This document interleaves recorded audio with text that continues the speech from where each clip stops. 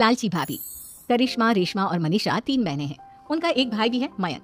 मयंक अपनी बहनों को बहुत प्यार करता है, लेकिन मयंक की पत्नी सविता इस मामले में मयंक से बिल्कुल ही अलग है।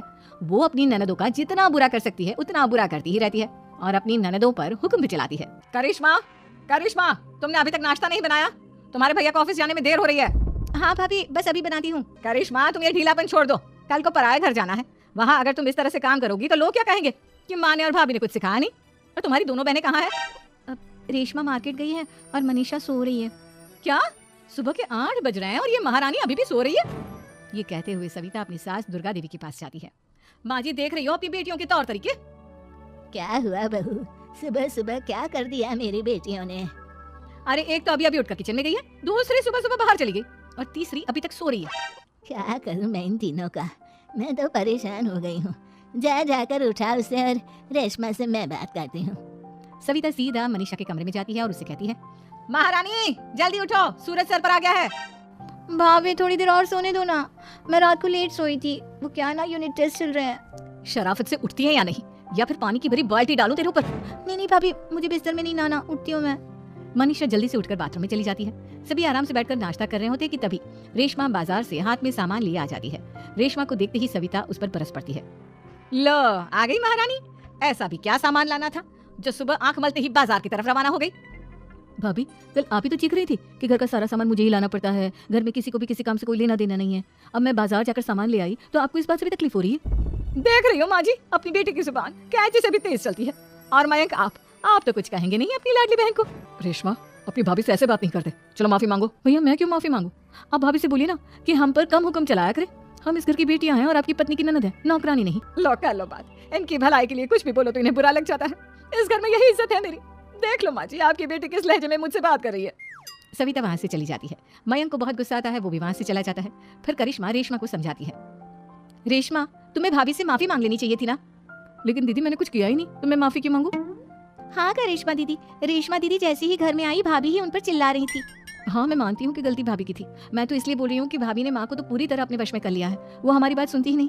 मयंक भैया हमारे लिए हमेशा खड़े रहते हैं, इसलिए उनकी बात का मान तो तुम्हें रखना चाहिए था ना। कोई फायदा नहीं दीदी, कुछ दिनों की बात और है, भाभी उन्हें भी हमारे खिलाफ भड़का देंगी।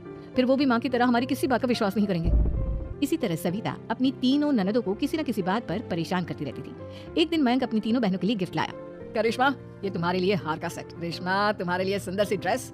और मनीषा, तुम्हें किताबें पसंद है ना, तुम्हारे लिए किताबें लाया हूँ। थैंक यू भैया। थैंक यू भैया, थैंक यू भैया। करिश्मा, तुम्हारा नेकलेस कितना सुंदर है, ये भैया कहाँ से ले आए होंगे? मैंने भैया को 3 दिन पहले फोन पर ये डिजाइन दिखाया था और आज भैया ये ले आए। सविता तो अपनी ननदों के गिफ्ट्स देखकर जल गई और करिश्मा का नेकलेस तो उसे भी बहुत पसंद आया था।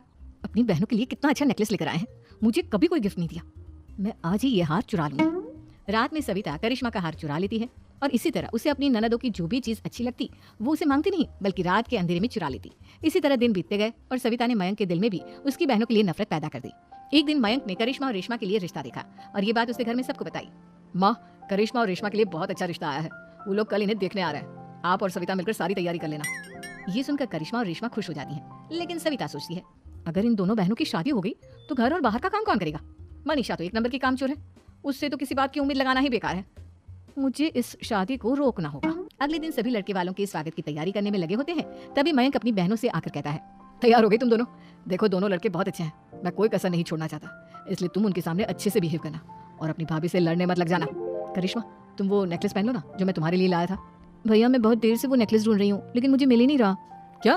तुमने नेकलेस खो दिया? तुम्हें पता भी है वो कितना महंगा था? तुम कोई काम ढंग से नहीं कर सकती। मयंक गुस्से में वहां से चला जाता है। थोड़ी देर बाद लड़के वाले भी आ जाते हैं। वो दोनों बहनों को पसंद कर लेते हैं और रिश्ता पक्का हो जाता है। लेकिन सविता के दिमाग में तो कुछ और ही खिचड़ी पक रही थी। वो पंडित जी के पास करिश्मा की कुंडली लेकर जाती है और उन्हें पैसे देकर करिश्मा की कुंडली बदलवा देती है। जब लड़के वालों के पास करिश्मा की कुंडली जाती है तो वो दुर्गा को फोन करते हैं। बहन जी, हमने करिश्मा की कुंडली अपने पंडित जी को दिखाई थी। आपकी बेटी की कुंडली नहीं बल्कि दोषों का पिटारा है।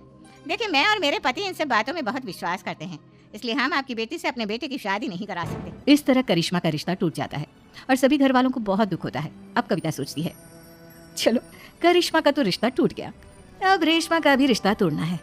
क्या करूं क्या करूं? अब सविता आवाज बदलकर किसी अननोन नंबर से रेशमा के होने वाले ससुराल में फोन करती है। हेलो, मैं कौन हूँ कौन नहीं ये आपके लिए जानना जरूरी नहीं। बस इतना सुन लो कि रेशमा का 2 साल से किसी के साथ अफेयर चल रहा है। बस रेशमा का रिश्ता तोड़वाने के लिए सविता का इतना कहना काफी था। अब रेशमा का भी रिश्ता टूट गया। मयंक और दुर्गा देवी ने रेशमा को खूब खरी खोटी सुनाई और उससे बार बार उस लड़के के बारे में पूछने लगे। आप दोनों मुझे क्यों परेशान कर रहे हो? अरे कोई लड़का होगा मेरी लाइफ में तो मैं बताऊंगी ना। जब कोई है ही नहीं तो कहाँ से लाऊं मैं कोई लड़का? तो तेरे होने वाले ससुराल वालों को फोन किसने किया था? माँ मैं नहीं जानती किसने फोन किया था, मैं सच कह रही हूँ। मैं तो पहले ही कह रही थी इसकी लगाम खींच कर रखो, लेकिन मेरी सुनता ही कौन है। आप चुप रहिए भाभी, ये सब आपका ही किया धरा है। अब तीनों बहनों को विश्वास हो जाता है कि ये सब उनकी भाभी ही कर रही है। तीनों बहनें अपनी भाभी को सबक सिखाने के लिए एक वकील कर लेती है और घर में हिस्सा मांग। देखो भैया, माँ बाप की जायदाद में जितना बेटों का हक होता है उतना ही बेटियों का, इसलिए इस घर के 4 हिस्से होंगे और हमें अपना हिस्सा चाहिए। मैंने तुम्हारे लिए क्या क्या नहीं किया और तुम इस घर में हिस्सा मांग रही हो? भैया आप और माँ हम बहनों की कोई बात नहीं सुनते हो और भाभी हमारी शादी नहीं होने देगी क्योंकि उन्हें लगता है कि आप हमारी शादी में ज्यादा पैसा लगाओगे और उन्हें हम जैसी फ्री की नौकरानी कहाँ मिलेगी। तो हम भाभी के साथ तो रह नहीं सकते, हम बहनों को अपना हिस्सा चाहिए। अरे तुम्हें शर्म आनी चाहिए अपनी भाभी पर ऐसा इल्जाम लगाते हुए। वो तुम्हारे बारे में कितना सोचती है। हाँ माँ, भाभी हमारे बारे में बहुत सोचती है। दिन रात बस यही सोचती रहती है कि किस तरह से अपनी तीनों ननदों को परेशान करूं और कभी मुझे पढ़ने भी नहीं देती। दोनों बहनों का रिश्ता भी तो इन्होंने ही तोड़वाया है और रात में हमारे कमरे में आकर हमारी चीजें भी चुराती हैं। इसी तरह सविता की तीनों ननदें अपनी बात पर अड़ी रही। अब कोर्ट में तारीख भी शुरू हो गई। जब सविता को लगा कि उसकी तीनों ननद इतनी आसानी से नहीं मानने वाली, तो उसने अपने पति और सास को सारी सच्चाई बता दी और अपनी तीनों ननद से माफी मांगी। मयंक और दुर्गा को भी अपनी गलती का एहसास हो गया। अब सविता खुद करिश्मा और रेशमा के लिए अच्छा रिश्ता ढूंढती है और उनकी शादी करवाती है।